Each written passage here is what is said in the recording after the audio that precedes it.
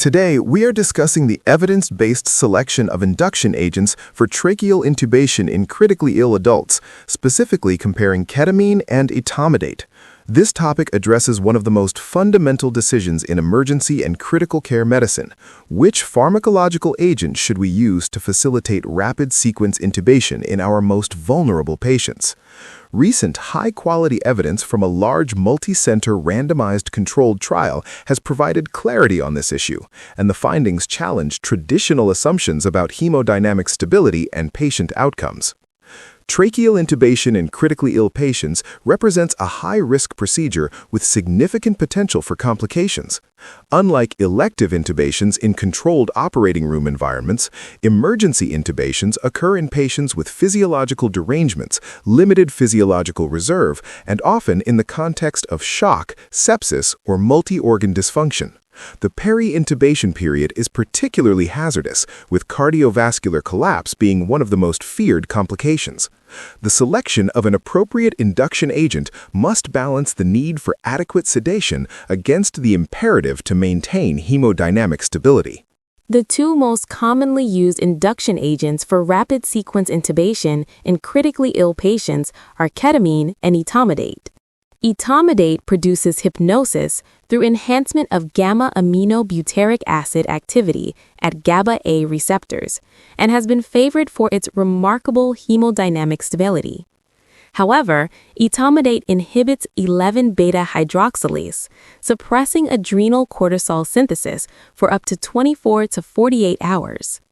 This raises theoretical concerns about impaired stress response and increased mortality, particularly in septic patients who may already have relative adrenal insufficiency. Ketamine produces dissociative anesthesia through N-methyl D-aspartate receptor antagonism and has traditionally been considered the preferred agent for hemodynamically unstable patients because of its indirect sympathomimetic effects. Ketamine stimulates endogenous catecholamine release, typically maintaining or increasing blood pressure and heart rate. However, ketamine also possesses direct myocardial depressant and vasodilatory properties that are normally masked by sympathetic stimulation. In catecholamine-depleted patients, such as those with severe sepsis or prolonged shock, these direct negative effects may predominate, potentially leading to cardiovascular collapse. The evidence comes from a multi-center randomized controlled trial conducted across 14 emergency departments and intensive care units in the United States, enrolling 2,365 critically ill adults undergoing tracheal intubation. This large sample size provides adequate statistical power, and the multi-center design enhances generalizability across diverse clinical settings. The primary outcome was in-hospital death from any cause by day 28. The results revealed no statistically significant difference in mortality between groups, 28.1% for ketamine versus 29.1% for etomidate, with a p-value of 0.65.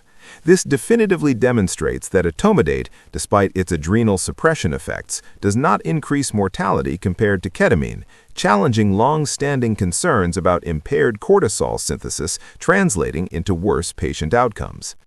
While mortality showed no difference, the secondary outcome revealed a striking finding: cardiovascular collapse, defined as systolic blood pressure less than 65 millimeters of mercury, new or increased vasopressor support, or cardiac arrest during intubation, occurred significantly more frequently with ketamine. The incidence was 22.1% in the ketamine group versus 17.0% in the etomidate group, representing an absolute risk difference of 5.1%. This finding contradicts traditional teaching that ketamine is preferred for hemodynamically unstable patients. In critically ill patients, particularly those with sepsis or prolonged shock, depleted endogenous catecholamine stores and down-regulated adrenergic receptors prevent ketamine from effectively stimulating sympathetic outflow. Instead, the direct negative inotropic and vasodilatory effects become unmasked, leading to hypotension and cardiovascular collapse. Many critically ill patients already receive exogenous catecholamines, and further endogenous release provides little benefit, while direct cardiovascular depressant effects remain problematic. Subgroup analyses identified two populations with particularly pronounced harm from ketamine: patients with sepsis and those with high illness severity, defined as Apache 2 scores of 20 or greater.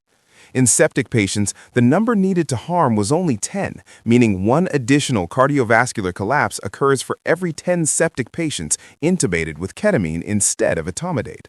This is especially significant because septic patients have historically been considered ideal candidates for ketamine based on theoretical concerns about etomidate-induced adrenal suppression.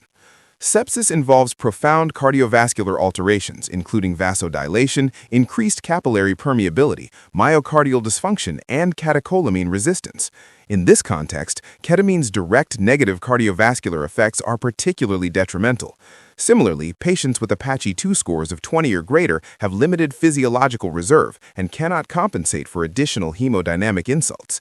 These findings provide actionable clinical guidance. In the patients who are most critically ill and most hemodynamically unstable, ketamine confers the greatest risk.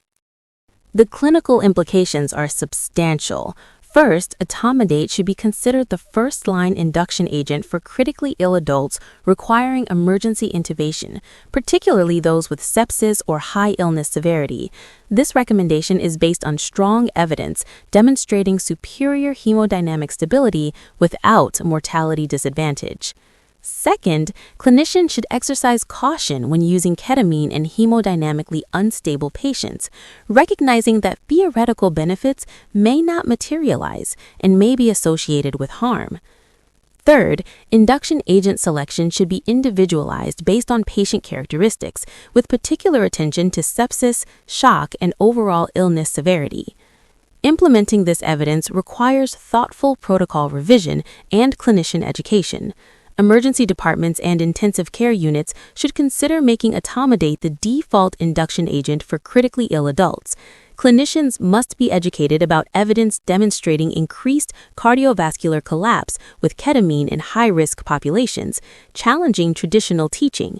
Pre-intubation checklists should include assessment of sepsis, shock, and illness severity to guide selection.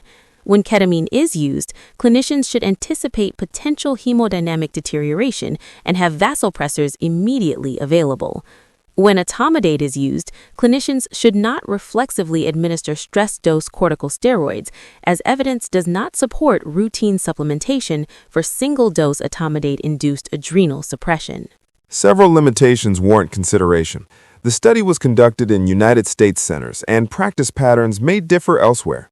Specific dosing regimens were not detailed, and dose-dependent effects could influence outcomes. The composite cardiovascular collapse endpoint means individual components may have varied in clinical significance. The trial does not address outcomes beyond 28 days or provide guidance on alternative agents, such as propofol.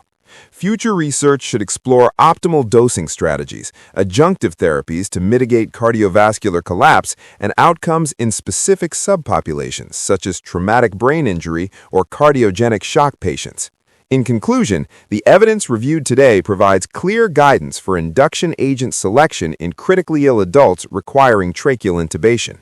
The large randomized controlled trial demonstrates that etomidate and ketamine result in similar mortality rates, but ketamine is associated with significantly higher cardiovascular collapse rates, particularly in patients with sepsis or high illness severity. These findings challenge traditional assumptions about ketamine's hemodynamic benefits and support etomidate as the first-line induction agent for most critically ill adults. As clinicians, we must continually reassess our practices in light of new evidence and modify our approaches when data demonstrate better ways to care for our patients. Thank you for your attention. Please let me know if you have any questions.